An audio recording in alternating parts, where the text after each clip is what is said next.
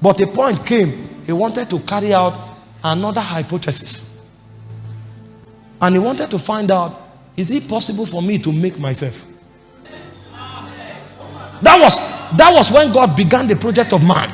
Because God created angels, they are strange beings.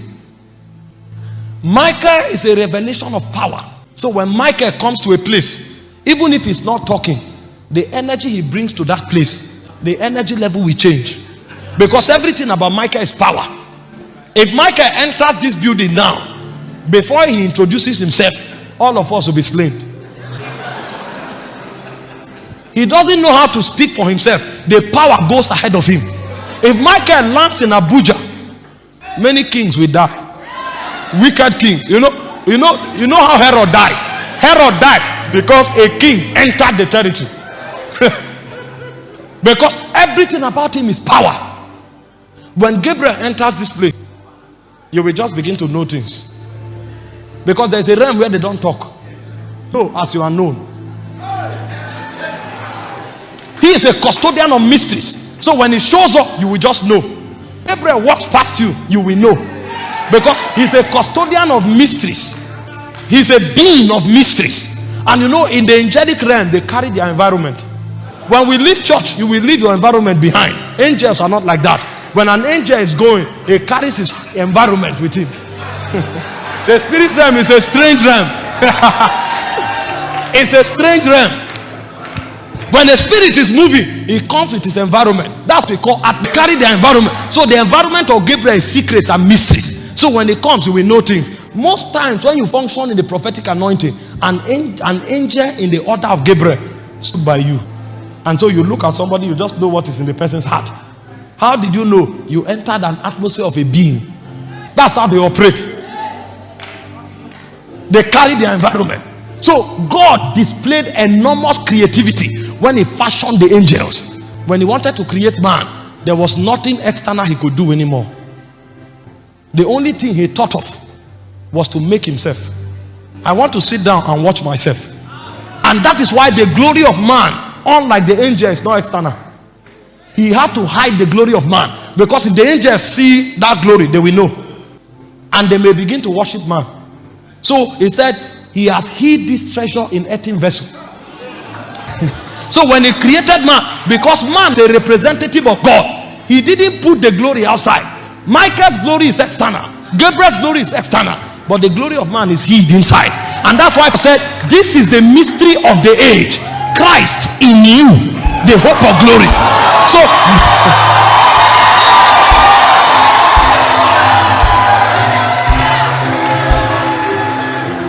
David was carried to heaven and he heard angelic debate, and some of the things David heard now brought David to a state of sobriety. And David began to ask God, what is man? It's not who is man. Because that question came from the angelic realm. What is this being? We have seen everything you created, but what is man? The reason is because when you want to define a man, you can't define him after any order except God. So the simplest way to define man is God in dust. The simplest way to define man is God concealed. So when God looks upon man and created man, God had to rest. Because I don't need to walk anymore. Because when man is walking, God is walking. The reason God rested on the seventh day is because God has completed the project of creating another God. And that's why he said, ye are gods, because you are the children of the Most High. And when Jesus came, Jesus did not contradict David. He said, it is written, ye are gods, because you are the children of the Most High. If he say you are gods, unto whom the word of the Lord came, and the scriptures cannot be broken.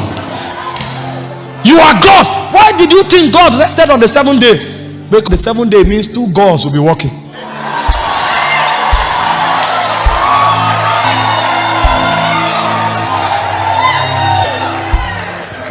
If that is preaching and another one is preaching, you'll be distracted now. So when one is preaching, the other one needs to rest. So the one in heaven was resting, so that the one on earth can walk. That one on earth is the one now functioning by the wisdom of God, by the purposes of God, and by the will of God. So that one on earth cannot walk unless it's in alignment with the one in heaven. This is why when Moses wanted to create the tabernacle, he said, don't build because you are creative. He said, make sure you build according to the patterns on the mount, because your standard cannot be different from my standard. You are like unto me. The moment you step out of my realm, you will lose order, and the quality assurance in the spirit will contradict you. And when you are contradicted, it means your essence have been defied. Build according to the patterns that are revealed. So every time you are living your life and you tap into another wisdom, it was not an advantage. You actually declined in standard. You actually depreciated in quality, because you were not supposed to look upon any other spirits to create, because no other spirit is in the order of Elohim. Only man was created in the order of Elohim. So when man begins to converse with other spirits, what that man did was that he denatured. What that man did was that he goes down in class. When man wants to function, the only one man is permitted to look at is the one that dwells in the secret, because that's the only one that is like him. That's the only one like him. When you consult a spirit, you didn't know who you are. You went down, you declined. And that was why when the serpent came to the garden in Genesis chapter 3 and advised the man, and the man obeyed, God came. God was shocked. What? You mean another spirit is giving you counsel? Are you not aware that you are superior to every other spirit? How can a spirit advise you? You are in the order of God. Let us make man in our own image, after our likeness. Let them have dominion. How could you go to subscribe to the wisdom of another spirit? The day you did that, what you did was that you made yourself a slave. You are no longer a God, because the realm where I created you from as a God, you have three designations. The first designation is that you are a son. You are a son. That's why you are a God, because he that is born of God is a God. Number two, you are a king. That's why you can rule over the earth. But the day you obeyed another spirit, you have activated another spiritual law, because whoever you yourself servants to obey, the servant of him you are, whom you have obeyed. So what you did was that you handed over your scepter as a king to another spirit. The realm where you live, another spirit will rule you. I brought you into that realm to rule that realm. How come you hand your scepter away? You didn't know that you were a God. And the third thing you did is that you lost the authority of priesthood.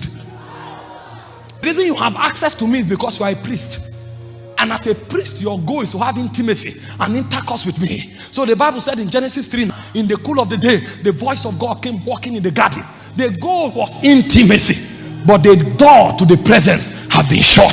So a cherubim came and drew him out of the garden. So the man ceased being a son, he ceased being a king, and he ceased being a priest. And the moment he lost those three things, he was no longer a God. He became a man of man, a man after the flesh, a man created from dust that will return to dust. Thank you so much for watching this video. I hope you are really blessed. Please don't forget to subscribe to my YouTube, like and click the notification bell. See you in our next video. Thank you.